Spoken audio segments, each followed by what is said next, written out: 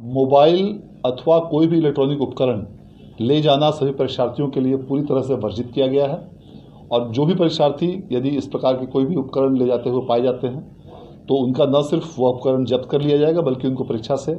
निष्कासित करते हुए उनको परीक्षा से वंचित भी किया जाएगा और उनके विरुद्ध में प्राथमिकी भी दर्ज कराई जाएगी।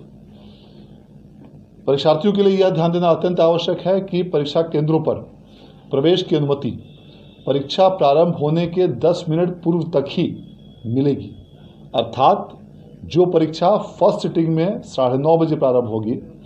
उस परीक्षा केंद्र पर परीक्षार्थी को 9:20 तक हर हाल में पहुंचना अनिवार्य होगा और जो परीक्षा द्वितीय पाली की 1:45 से शुरू होगी उन परीक्षा केंद्रों पर परीक्षार्थी को 1:35 तक पहुंचना अनिवार्य होगा। इसके बाद इस समय सीमा के बाद जो भी परीक्षार्थी यदि परीक्षा केंद्र पर पहुंचेंगे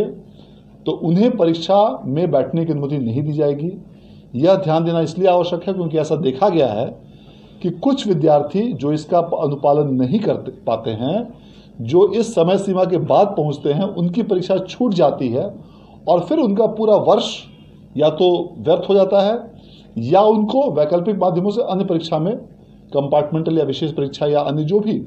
वैकल्पिक उनके लिए माध्यम उपलब्ध हों उसमें बैठने की बाध्यता होती है। इसलिए यह अत्यंत आवश्यक है कि सभी परीक्षार्थियों से मैं अपील भी करना चाहूँगा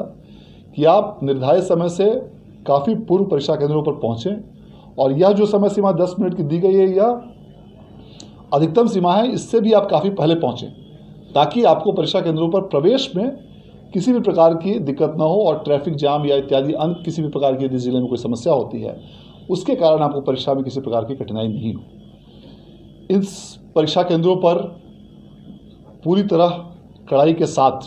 कदाचार रहित और स्वच्छ परीक्षा कराने के लिए बिहार विद्यालय परीक्षा समिति द्वारा सभी जिलों के डीएम्स को और एसपीज को आवश्यक दिशा निर्देश निर्गत किए गए हैं और इसके आलोक में सभी जिलों में पर्याप्त संख्या में दंडाधिकारी, पुलिस पदाधिकारी और पुलिस बलों की प्रतिनियुक्ति इन सभी परीक्षा केंद्रों पर की गई है। इसके साथ ही सभी जिलों में जोनल दंडाधिकारी, सुपर जोनल दंडाधिकारी और फ्लाइंग स्क्वाड्स की भी प्रतिनियुक्ति की गई है। परीक्षार्थियों का 2 बार फ्रिस्किंग करने का निर्देश दिया गया है, एक बार गेट पर